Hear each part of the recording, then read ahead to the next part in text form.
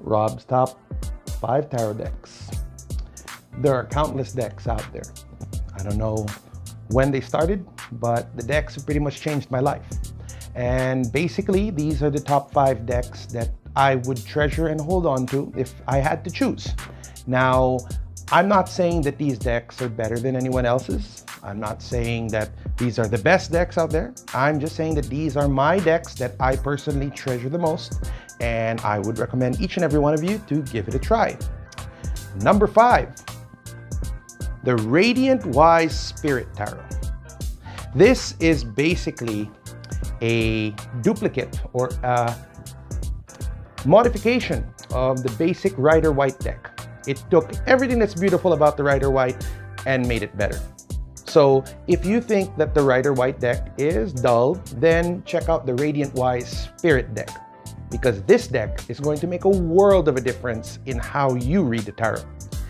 Not only is it more vibrant, but at the same time, the colors, the glare, the shading just jumps out at you. It looks like a remastered or a digitally redone version of the Rider-Waite.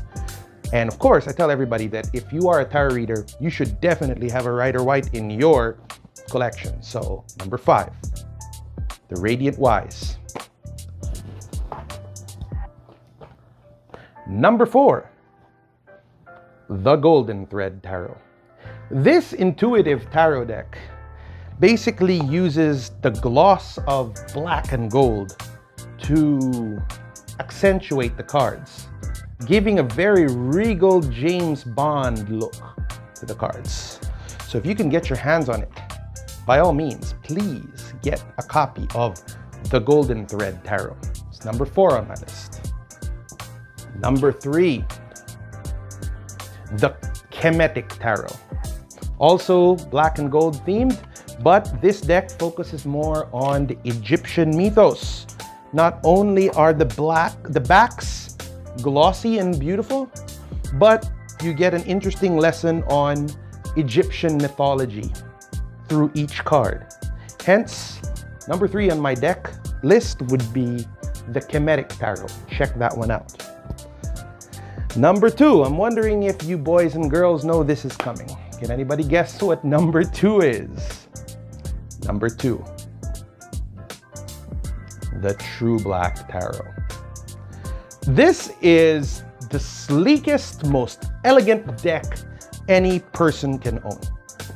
The texture of the cards is second to none. The artwork is legendary. How it feels is very smooth. And my only gripe is that this deck is almost impossible to shuffle.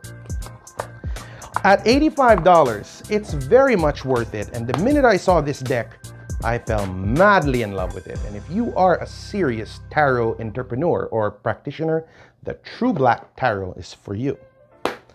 Last but not least, and if you've been paying attention on my shows, there's one deck that I've coveted, hunted, chased down for 25 years, and I finally got it a few years ago. Can anyone guess what it is? If you guessed the Mage the Ascension Tarot by White Wolf, you guessed properly. This deck I wanted when I was 15 years old, and I did not take the opportunity to get it. I had to wait until I was past my 30s to finally get a second crack at it. And when I had the opportunity to get it, I grabbed it. Originally published by White Wolf Publications, this deck was actually an augmented tool of the Mage the Awakening game. Each card is expressed in its own artistic manner, and each suit has been delegated to a different artist. So you can expect to see a lot of interesting things in the Mage the Awakening Tarot. Mage the Ascension Tarot. Although very difficult to come by nowadays, if you get the opportunity to get it, grab it. Don't be like me. Don't wait until it's too late. So that being said, those are my top 5 tarot decks. If you agree, share in the comments below, and don't forget to like and subscribe and hit that bell so that you get notifications when we have new episodes.